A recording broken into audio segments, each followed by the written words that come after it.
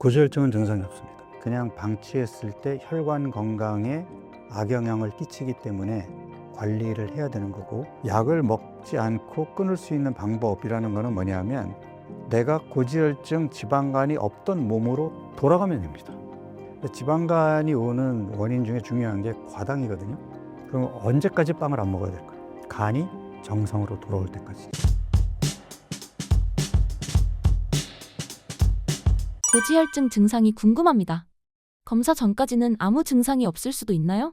고지혈증은 증상이 없습니다. 고지혈증이 문제가 되는 거는 그냥 방치했을 때 혈관 건강에 악영향을 끼치기 때문에 관리를 해야 되는 거고, 본인이 자각 증상으로 알 수 있는 방법은 없어요.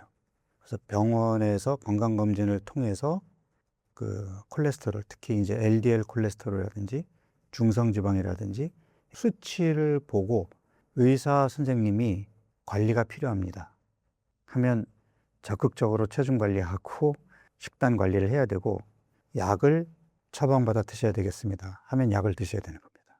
고지혈증이나 지방간 약을 평생 먹지 않고 끊을 수 있는 근본적인 방법이 무엇인가요? 자, 생각해 보세요. 날 때부터 고지혈증이나 지방간이 생긴 사람이 있을까요? 그러니까 어느 순간까지는 건강하게 있다가 건강검진을 해봤더니 작년까지는 괜찮았던 콜레스테롤 수치가 올라갔네요. 작년에는 초음파상으로 깨끗했는데 올해에는 지방간이 생겼네요. 보통은 이렇게 진단받게 되거든요. 그러면 사람들이 착각을 하는 게, 우리 어머니가 고지혈증인데 나도 올 게 왔구나. 나는 유전적으로 어머니한테 물려받아서 고지혈증을 타고났어. 아니에요. 그러니까 사람들이 고혈압, 당뇨, 고지혈증을 저희 아버지가 고혈압인데 그래서 저도 고혈압인가요? 이렇게 자꾸 유전에다 갖다 붙이는데, 유전적인 요인이 전혀 없는 건 아니에요. 그렇지만 작년에 괜찮았던 게 올해 이상이 생겼다면 1년 사이에 내 몸에 무슨 변화가 생긴 거지, 갑자기 내 나이 40의 유전자 코드에서 고지혈증 스위치가 켜져서 내가 갑자기 고지혈증이 됐다? 아닙니다. 그러니까 돌이켜보면 내가 이제 보직이 바뀌면서 그동안 외근도 하고 많이 움직였던 거에서 하루 종일 앉아있는 일을 해야 된다든지, 그전에 좀 시간적인 여유가 있어서 운동을 했는데 갑자기 일이 바빠져서 운동을 못하고 회식이 많아지면서 알게 모르게 배가 나오고, 이런 다 이유가 있는 거지 멀쩡한 몸에서 지방간이나 고지혈증이 생기지는 않습니다. 그래서 약을 먹지 않고 몸을 바꾼다. 그러니까 약을 먹지 않고 끊을 수 있는 방법이라는 거는 뭐냐면 내가 고지혈증 지방간이 없던 몸으로 돌아가면 됩니다. 그러니까 예를 들어서 저는 이제 어떻게 비유를 하냐면, 우리 몸이 야금야금 망가지게 되잖아요. 망가지게 되면 혈압도 올라가고 콜레스테롤도 올라가고 간에 기름이 끼고 내장 지방이 늘고 혈당도 올라가고 하면서 이제 결국에는 그런 질병으로 가잖아요. 그런 질병으로 갔을 때 이를테면 지금 고지혈증 약이나 혈압약이나 이런 것들이 올라가 있는 혈압이나 LDL 콜레스테롤을 떨어뜨리지 않으면 혈관에 손상이 생기면서 동맥경화로 이어지기 때문에 얘네들을 약으로 낮추겠다는 거거든요. 이게 치료일까요? 그러니까 내가 이제 어떻게 비유를 하냐면, 차를 험하게 몰았더니 이게 타이어도 막 닳고 엔진 오일, 브레이크 오일도 좀 갈아야 되고 그 차 상태가 엉망이란 말이에요. 그러면 사고가 날 위험이 높겠죠. 그러면 차를 수리를 해야 되겠죠. 그런데 수리할 생각은 안 하고 사고가 날까 봐 겁이 나니까 안전벨트만 열심히 매고 다녀. 물론 안전벨트를 매면 사고 날 위험은, 그러니까 확률은 줄어들 수 있겠지만 이게 근본적으로 사고를 예방할 수 있는 방법이냐는 거죠. 그러니까 안전벨트를 매는 것도 필요하죠. 그렇지만 궁극적으로는 차를 수리해야 되잖아요. 그럼 내 몸이 어느 날부터 갑자기 간에 기름이 끼고 콜레스테롤 수치가 올라갔어요. 그럼 간의 기름을 걷어내고 콜레스테롤 수치를 떨어뜨리는 몸으로 만들어야, 그렇게 만들었더니 약을 끊었는데도 콜레스테롤이 안 올라가고 지방간이 계속 정상 간을 유지해. 이게 궁극적인 치료 아닐까요? 그러니까 치료라는 거는 다시 건강한 몸으로 돌아가는 게 치료거든요. 우리가 감기에 걸렸으면 감기 치료를 받아서 감기 걸리기 전 상태로 돌아가는 게 치료잖아요. 그러면 제가 고지혈증 약을 평생 먹어야 돼요라고 얘기했을 때 평생 먹는 게 치료일까요? 그건 치료가 아니라 관리죠. 그러니까 마치 안전벨트 그냥 열심히 매면서 나는 이걸 매고 있으면 그래도 사고가 좀 덜 날 거야 인 거지, 궁극적으로 내 몸을 건강하게 만들어 놓아서 굳이 약을 먹지 않더라도 예전에 정상 콜레스테롤, 정상 간의 수준으로 만들어 놓는 것이 치료가 아니냐 하는 것이 제 생각입니다. 지방간 건강을 위해 오늘부터 당장 시작해서 꾸준히 실천해야 할 습관은 무엇인가요? 일단 지방간이 왔으면 지방간이 왜 왔을까를 생각해야 되겠죠. 근데 지방간이 오는 원인 중에 중요한 게 과당이거든요. 과당이 이제 설탕에도 있고 액상과당, 그러니까 초가공식품, 설탕이 많잖아요. 그런가 하면 우리가 이제 편의점 음식이라든지 또는 배달 음식들에도 알게 모르게 단짠이 많단 말이에요.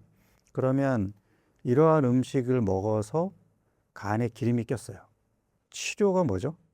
이런 음식을 끊는 거거든요. 마치 술도 지방간이 오잖아요.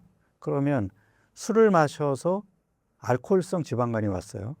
치료가 뭐죠? 지방간이 정상간이 될 때까지 술을 끊어야 되겠죠.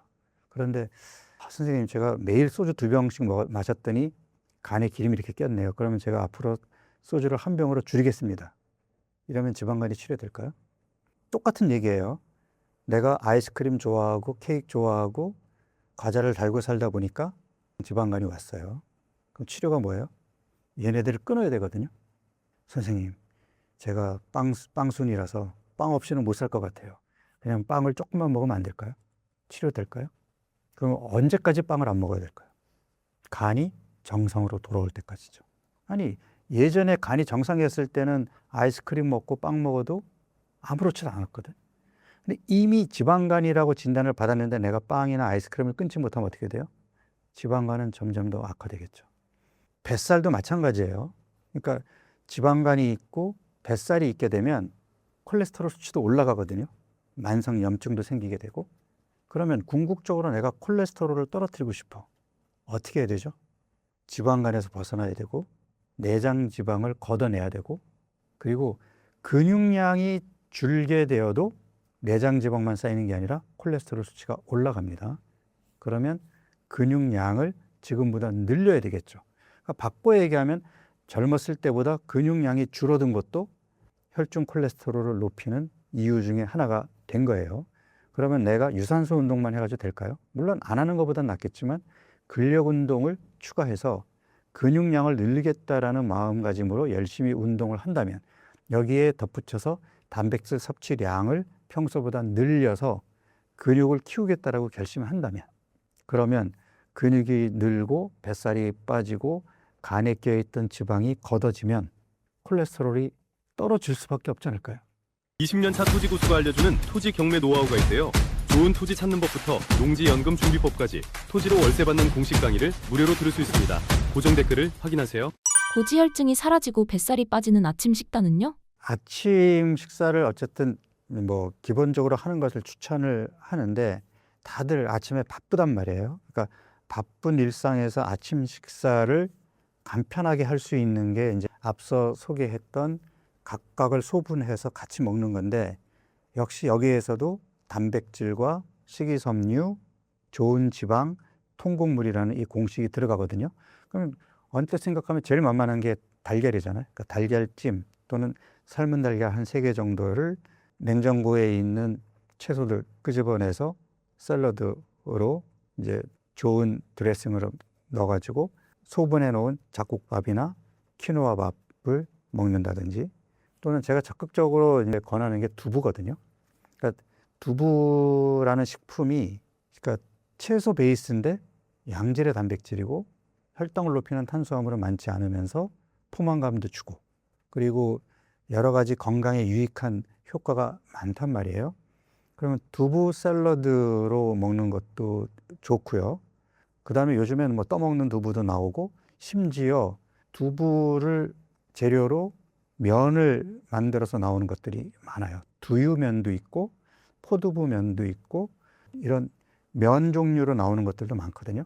그러면 내가 밀가루 음식에서 면 음식을 좋아했다면 그거를 밀가루 음식이 아닌 이런 두유면이나 포도면 같은 것으로 대체를 해보는 거죠. 그러면 아침에 내가 좋아하는 면 요리를 먹었지만 나는 밀가루를 먹은 게 아니라 두부를 먹은 거거든요. 그러면 든든하고 혈당도 안정적으로 유지되고 꼭 먹고 알 먹고 하는 효과를 내는 거죠. 그 다음에 식후에 조금 부족했던 단백질이, 그러니까 단백질 섭취가 좀 부족했다면 식후 디저트로 그릭 요거트를 함께 하는 것도 좋고요. 그릭 요거트가 이제 플레인이어서 조금 맛이 없으면 거기에 블루베리를 소량 넣거나 견과류를 넣어서 드시면 되겠죠. 그러면 빠르게 먹을 수 있으면서도 아주 훌륭한 아침 식사가 될 수 있습니다. 배가 고프지 않은데도 자꾸 음식이 당기고 살이 찌는 이유는 무엇인가요? 그게 내 몸에 대사 이상이 생겼다는 증상입니다. 제일 대표적인 게 흔히들 나 당 떨어졌나 봐, 뭐 먹을 거 없어 하고 찾는 사람들 있죠. 특히 오후 3시, 4시쯤 되면 점심과 저녁 식사 사이에 갑자기 나 기운이 없네, 머리 아프네, 어지럽네, 뭐 먹을 것 좀 줘. 이게 이제 흔히 당 떨어졌다고 하는 증상인데 이게 대표적으로 인슐린 저항성이 있는 사람들의 증상입니다. 그러니까 건강한 사람들은 당이 떨어지게 되면 비축해둔 지방을 끄집어 쓰거든요. 이거를 대사유연성이 좋은 몸이라고 얘기를 해요. 그런데 대사유연성이 떨어진 몸일수록 당이 떨어지는 걸 못 견뎌합니다. 왜? 지방이 쉽게 안 나오거든요. 그럼 당이 떨어지면은 몸에서 증상이 나타나요. 당을 달라고 졸라요. 그래서 믹스커피나 달달한 초콜릿이나 과자나 이런 것들을 먹어야 정신 차리거든요. 이게 대표적으로 대사 이상이 있는 증상이고요. 그 다음에 정상적인 몸은, 건강한 대사 이상이 건강한 몸은 저녁 식사 이후부터 그 다음날 아침 식사를 할 때까지 12시간 동안 배가 안 고파야 돼요. 그러니까 우리 몸에서 이제 포만감을 주는 렙틴 호르몬이 있는데 이 렙틴 호르몬은 낮 시간 동안에는 식사를 하고 나면 얘가 이제 좀 분비량을 늘리고, 그러니까 얘가 분비량을 늘리면 이게 이제 포만감을 느끼는 거거든요.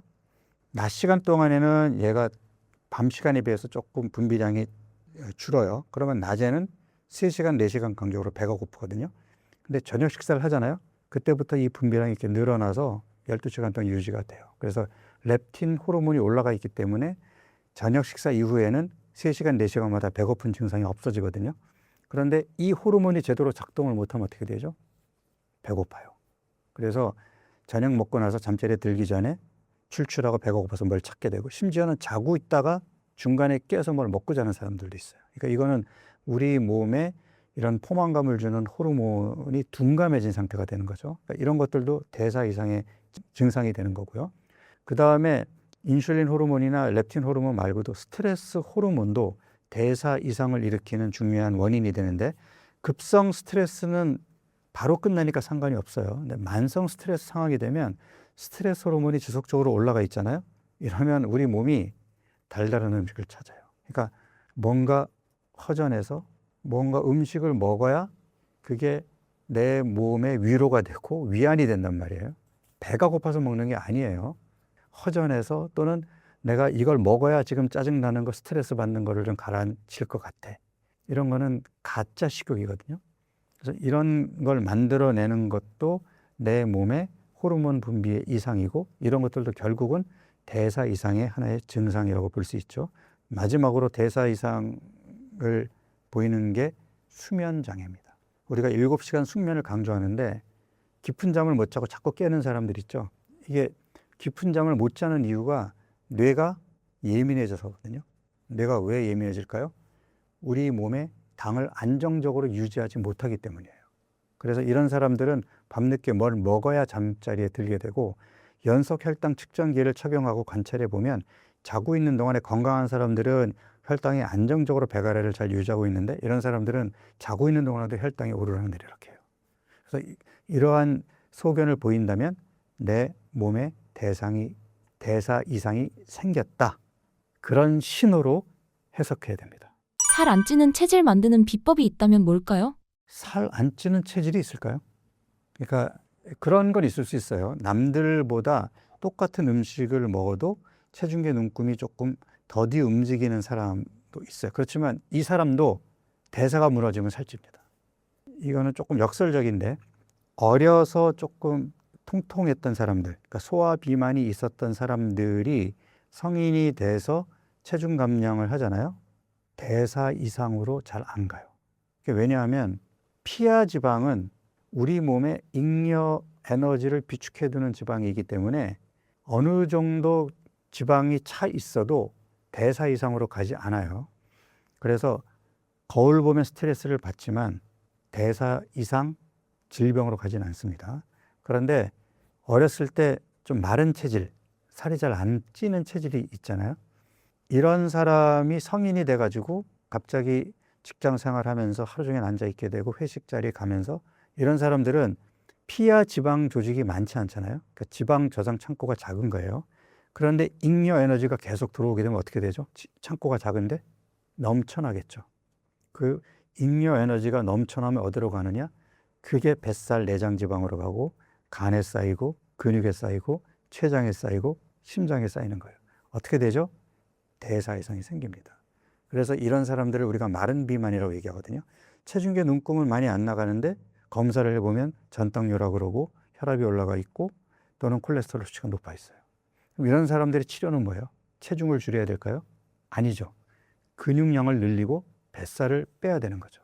그러니까 어렸을 때에는 나는 살 안 찌는 체질이야 하고 큰 소리 쳤던 사람도 평생 그렇게 살지는 못해요. 관리 안 하면 오히려 통통했던 사람보다 더 위험할 수 있다. 살 안 찌는 체질은 없습니다. 식사 순서가 혈당에 미치는 영향은 무엇인가요? 최근 들어서 이제 많은 연구 결과들이 음식 먹는 순서가 중요하다라고 이제 결과들이 나오고 있는데 무슨 말이냐면 우리가 이제 보통은 밥하고 반찬을 이제 먹게 되잖아요. 그러니까 우리는 밥 한 숟갈 먹고 반찬을 먹는단 말이에요. 그런데 이게 순서가 그게 아니라 샐러드, 채소를 먼저 섭취하고 그 다음에 단백질을 섭취한 다음에 마지막으로 곡류, 밥이나 감자, 고구마 이런 것들을 섭취하게 되면 똑같은 메뉴를 같은 양으로 먹었음에도 불구하고 혈당이 올라가는 속도, 혈당이 피크로 가는 수치, 그 다음에 인슐린 분비량이 달라집니다. 그래서 어떻게 음식을 어떤 순서로 먹느냐도 혈당 조절에 있어서 굉장히 중요하다라고 이제 얘기하고 있는데 이거는 우리가 흔히 술 마실 때 빈속에 술 마실 때하고 식사를 하고 나서 음식이 위장에 그득할 때 술 마실 때 혈중 알코올 농도가 달라지죠. 그러니까 이제 빈속에 마셨을 때가 위장에 음식이 가득한 상태에서 술을 마셨을 때보다 혈중 알코올 농도가 3배 정도 높거든요. 근데 이것도 비슷한 원리인데 그러니까 탄수화물을 먹어서 이게 흡수가 돼서 혈당을 올리는, 그러니까 혈중 포도당 농도랑 비슷하다고 생각하면 돼요. 그러니까 맨밥만 먹었으면 혈중 포도당 농도가 빠르게 올라가겠죠. 근데 채소와 단백질이 이미 위장에 그득한 상태에서 밥이 들어가면 흡수가 더디어지겠죠. 그래서 혈당 조절에 도움이 되는 겁니다. 단순한 체중 감량이 아닌 평생 건강한 몸을 유지하기 위해 제안하는 사주 프로그램의 핵심 원리는 무엇인가요? 제가 이제 사주 프로그램을 몇 년 전부터 적극적으로 제안을 하고 있는데 박용우가 사주 프로그램을 제안하는 이유는 여러분들을 다이어트의 굴레에서 해방시켜드리고 싶어서입니다. 특히 여성분들 365일 내내 머릿속으로 다이어트 생각하면서 살잖아요. 눈앞에 보여있는 케이크, 아이스크림 보면서 나 이거 먹어도 되나? 이거 먹으면 살찌지 않을까? 이런 고민과 스트레스에서 벗어나게끔 하기 위해서 제가 어떤 제안을 했냐면 치료와 관리를 구분하라고 얘기를 했거든요. 우리가 몸이 아프면 치료해야죠. 감기 걸리면 치료해야 된단 말이에요. 감기 약을 먹든 아니면 결근하고 집에 누워있든 감기가 나을 때까지 치료를 받아야죠. 감기가 나았으면 그 다음부터는 감기에 안 걸리기 위한 관리 모드로 가는 거예요. 그렇지만 감기에 또 걸릴 수 있잖아요. 그렇지만 내가 관리를 하면 감기에 덜 걸리겠죠. 관리 안 하는 사람들에 비해서는 그래도 건강한 몸을 유지하면서 감기에 덜 걸릴 거란 말이에요. 그렇다면 지금 내가 배가 나오고 살이 쪘다는 것을 단순히 내가 많이 먹고 안 움직여서가 아니라 이제까지 제가 강조했던 우리 몸에 대사 이상이 생긴 결과물이라면 간에 기름이 꼈고 내장 지방이 쌓였고 또 몸이 만성 염증 상태에 있고 이런 몸 상태, 인슐린 저항성이 생겼고 이런 몸 상태로 인해서 배가 계속 나오고 체중계 눈금이 올라간다면 결국은 지방간 인슐린 저항성, 만성 염증, 내장 지방 얘네들을 치료해야 되잖아요. 치료라는 건 뭐라고 그랬어요? 기간이 있어야 되고 집중해야 돼요. 그걸 한 달만 하자는 겁니다. 이게 박용우 사주 프로그램이에요. 그러니까 박용우 사주 프로그램은 치료 프로그램이죠. 대사 이상인 몸을 건강한 몸으로 돌려놓는 거예요. 그러면 한 달 그렇게 치료해서 건강해졌으면 그 다음엔 관리 모드로 가야죠. 어쩌다 술도 마시고 어쩌다 아이스크림도 먹고 어쩌다 밀가루 음식도 먹을 수는 있으나 내가 망가지는 몸이 아니라 그래도 초가공식품 멀리하고 집밥 먹으려고 노력하고 7시간 숙면 취하려고 노력하는 이런 일상에서의 관리를 통해서 다시 살찌지 않는 몸으로 가는 것이 관리인 거예요. 그렇지만 우리가 완벽하게 그렇게 할 수 있나요? 갑자기 업무가 과다해지면 스트레스 받게 되고 밤샘 작업하고 또 내가 스트레스 받게 되면 단계 땡기고 이러면 야금야금 몸이 망가지겠죠. 마치 감기에 안 걸리려고 예방 관리를 하고 있는데 또 감기에 걸리는 것처럼. 그럼 어떻게 해요? 또 사주 치료 프로그램을 하면 되는 거죠. 선생님, 4주면 충분한가요? 개인 차이가 있겠죠.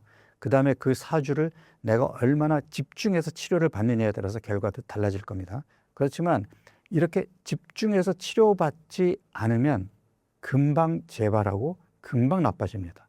그래서 이미 몸이 많이 망가져 있다면 4주 치료 프로그램을 먼저 하고 개선된 몸 상태로 조금 유지하다가 또다시 4주 프로그램에 들어가서 더 건강한 몸으로 만들어 놓고, 그래서 궁극적으로 건강한 몸을 만들어 놓고 다이어트를 생각하지 않아도 되는 몸, 이런 몸을 관리 모드로 가서 유지를 하는 것이 보다 현실적이고 실천 가능한 방법 아닐까요? 그래서 박용우의 4주 프로그램을 지금도 저는 뭐 고혈압, 당뇨, 고지혈증 이런 대사 이상이 전혀 없는 건강한 몸이지만 해마다 1월 한 달을 제 스스로에게 4주 프로그램을 하거든요. 벌써 20여 년 가까이 됐는데 이렇게 1년에 한 달을 술도 끊고 운동도 열심히 하고 7시간의 숙면 취하려고 노력하고 하루 세끼 가급적이면 집밥을 챙겨 먹으려고 노력하고 이런 관리를 한 달 동안 하게 되면 몸이 엄청 건강해집니다. 그렇게 건강해진 몸을 그 다음엔 관리 모드로 11개월을 가져가는 거예요. 여러분들도 이 영상을 보시고 그래 우리 박용우 교수처럼 나도 한번 해볼까? 내년 1월에 저와 함께 동참하시기 바랍니다. 사주 프로그램은 어떻게 진행되나요? 4주 프로그램은 이미 이제 많은 분들이 뭐 스위치 다이어트 프로그램 또는 마이 옵티멀 4주 리셋 프로그램 이런 표현으로 지금 유튜브 동영상이나 책을 통해서 널리 알려져 있어서 궁금하신 분들은 그런 영상을 찾아보시거나 책을 구입하시면 될 거고, 간략하게 설명을 드리면 그 4주라는 기간 동안에 내 몸을 망가뜨렸던 초가공식품, 특히 설탕, 정제 밀가루, 정제 식용유를 최대한 멀리하고 그 다음에 내 몸을 건강하게 만들어 줄 수 있는 제가 강조했던 단백질과 채소 그리고 통곡물 위주의 식단을 가지고서 건강한 몸으로 가는 거죠. 그러면 제가 건강해지기 위해서는 어떻게 해야 된다 그랬죠? 근육을 키워야 된다고 얘기했죠. 매 끼니 단백질을 챙겨 먹으면서 근력 운동을 병행해야 되겠죠. 그 다음에 뱃살을 빼고 지방간을 없애려면 간간히 굶어야 됩니다. 이게 박용우의 간헐적 단식인데, 그래서 저는 매일매일 4주 프로그램을 하는 동안에는 14시간 공복을 유지하게 하고요. 2주 차에는 18시간에서 24시간 사이에 본인의 컨디션에 맞게끔 간헐적 단식을 한 번 시행하고 3주 차에는 2번 시행하고 4주 차에는 내 몸 컨디션이 좋아진 결과에 따라서 한 번 내지 3번 융통성 있게 하는 거예요. 그전에는 제가 24시간 간헐적 단식을 강조했는데 여러분들이 이 간헐적 단식이 스트레스가 되잖아요. 오히려 득보다 실이 커요. 그래서 저는 몸 상태에 맞게 융통성 있게 18시간만 해도 충분하다 하는 거를 주장하고, 아침에 눈을 뜨고 일어났을 때 오늘 몸이 가볍네, 배도 덜 고프고 상쾌한데, 이런 날 18시간 단식을 해보는 거예요. 아침에 눈을 떴는데 몸이 좀 부어있는 것 같고 어저께는 괜찮았는데 오늘은 몹시 배가 고프네, 컨디션이 되게 안 좋은데, 이런 날은 무리하게 단식하지 말고 아침부터 건강한 음식으로 잘 챙겨 먹는 겁니다. 이렇게 융통성 있게 프로그램을 하시잖아요. 그렇게 어렵지 않게 실천하실 수 있으면서 한 달 후에 엄청 건강해진 몸을 만드실 수 있습니다. 구독자님들에게 한 말씀 부탁드립니다. 제가 최근에 출간한 뱃살과 당뇨에서 멀어지는 집밥 세라피라는 출간된 서적에 대한 홍보를 좀 하고 싶은데요. 여러분들에게 제가 계속 강조하는 게 지엽적인 걸 보지 말고 큰 그림을 보라는 거를 제가 말씀을 드리잖아요. 나 체중 몇 킬로 뺄래, 칼로리 계산해서 1800칼로리 식단 먹을 거야. 실천하기도 힘들고 결과도 좋지 않아요. 오히려 쉬운 건, 우리는 영양소를 챙겨 먹는 게 아니라 음식을 먹는 거거든요. 그러면 대원칙은 가공된 음식이 아니라 진짜 음식을 먹겠다. 진짜 음식을 최소한의 양념으로 그 음식 본연이 가지고 있는 맛과 향, 그 질감을 그대로 느끼겠다. 이렇게 식단을 바꾸는 것에서 출발하잖아요. 여러분들의 몸이 지금보다 훨씬 건강해집니다. 그래서 제 책에서는 칼로리를 얘기하지 않아요. 그리고 집에서 만들어 먹을 수 있는 간편하면서 건강한 그러한 양념 드레싱을 소개했거든요. 어느 누구도 쉽게 해볼 수 있는, 심지어 박용우도 쉽게 만들어 먹을 수 있는 그러한 식단으로 소개를 했으니까 앞부분에서는 왜 이제 집밥이 필요한가에 대한 내용을 제가 다뤘고요. 그 다음에 뒷부분에서는 여러분들이 실제로 만들어 먹을 수 있는 간편한, 제가 어떻게 표현을 했냐면 30분 요리가 아니라 10분, 15분 조립식 식단이라고 표현을 했어요.